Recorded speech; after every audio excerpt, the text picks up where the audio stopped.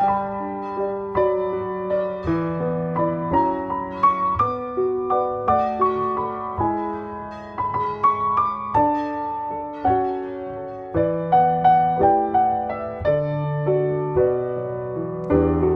nome do Pai, do Filho e do Espírito Santo.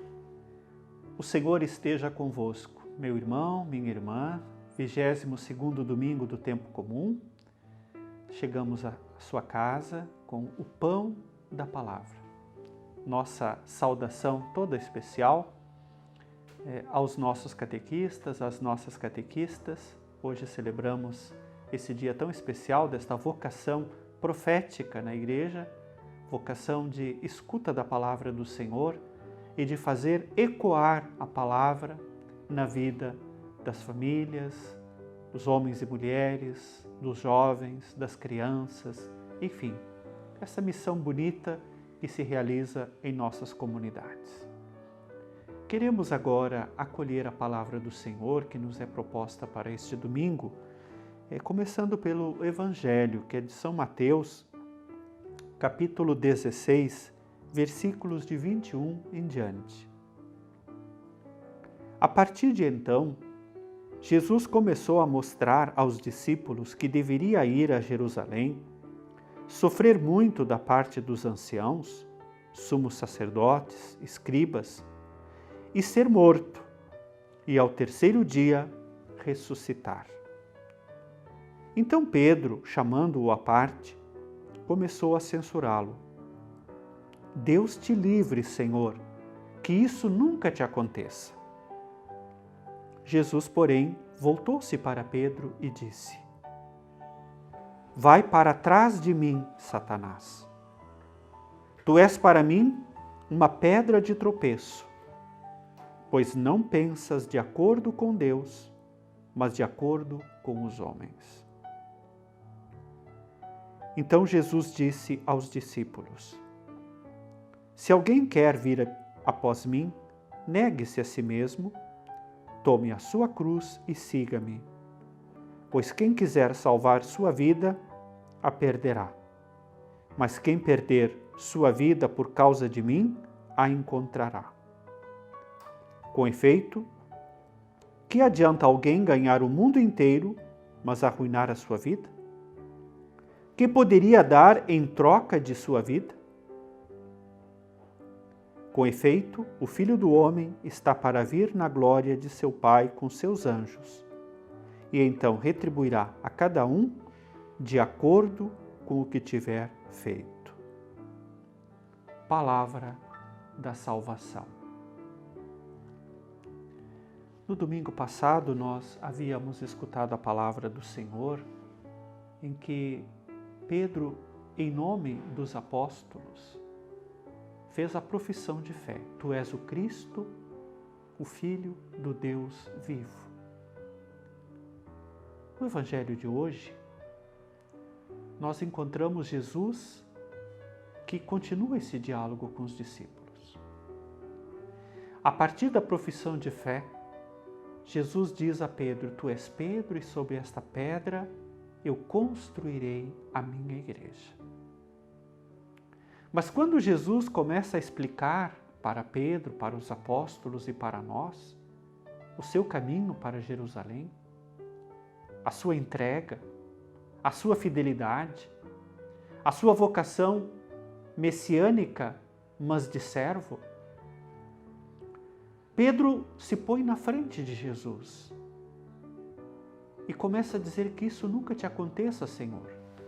Certamente com das melhores intenções, mas era um desvio da vocação de Jesus, da sua missão. Por isso Jesus, voltando-se para Pedro, voltando-se para nós, ele diz: vai para trás, Satanás. Porque Satanás é que nos desvia do caminho.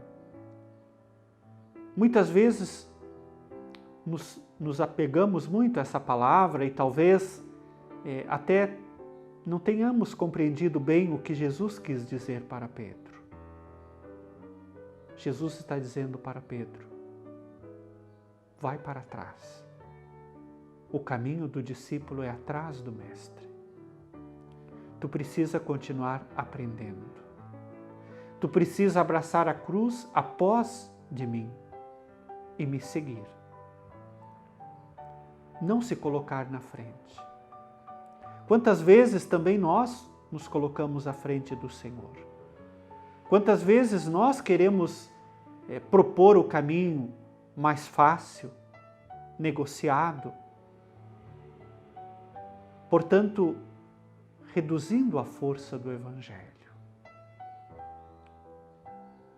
A palavra do Senhor nesse final de semana, já desde a primeira leitura que nós lemos do profeta Jeremias, lá do capítulo 20 de Jeremias, uma palavra muito dura, muito forte, que nos diz dessa missão profética. Seduziste-me, Senhor, e eu me deixei seduzir. Numa luta desigual dominaste-me, Senhor, e foi tua a vitória, como canta aquele canto que recorda essa passagem do profeta Jeremias. Mas principalmente se conclui dizendo no versículo 9: mas parecia haver no meu coração um fogo devorador cerrado nos meus ossos. Ou seja, aquilo que Moisés contemplou na sarça, a vocação de Moisés, Jeremias experimenta no seu interior. Um fogo ardente. Esta é a vocação profética. Recordem os discípulos de Emaús, como nós escutamos depois que eles caminharam com Jesus uma noite inteira em que Jesus falou da lei e dos profetas. O que eles concluem? Não ardia o nosso coração quando ele nos falava pelo caminho e nos explicava as Escrituras? Esta é a vocação profética, esse é o chamado que Jeremias experimentou, que Pedro está experimentando nesse diálogo com Jesus, que Paulo experimentou no encontro com o ressuscitado. Assim também nós encontramos no Salmo 62, 63, que nós estamos lendo neste final de semana: pois teu amor vale mais do que a vida. Teu amor vale mais do que a vida. Ou seja, quando existe esta atitude, então começa o discipulado. Pedro precisa começar de novo. Ele precisa se encantar novamente por Jesus, pela cruz, pela missão. Também nós precisamos sempre reiniciar. E a palavra do Senhor nos convida a este reiniciar, reencantamento com a palavra do Senhor. Essa é a missão de cada catequista, a cada ano, ao iniciar um novo grupo, ao viver o encantamento na palavra do Senhor. Para completar, também encontramos o apóstolo Paulo, na carta que ele escreve aos Romanos, no capítulo 12, que nós também lemos neste final de semana, quando ele diz: não vos conformeis com o mundo, mas transformai-vos. Ou seja, não termos a forma do mundo, o pensamento do mundo em nós, mas adquirir a forma de Cristo, o pensamento de Cristo. Tende em vós os mesmos sentimentos de Cristo Jesus.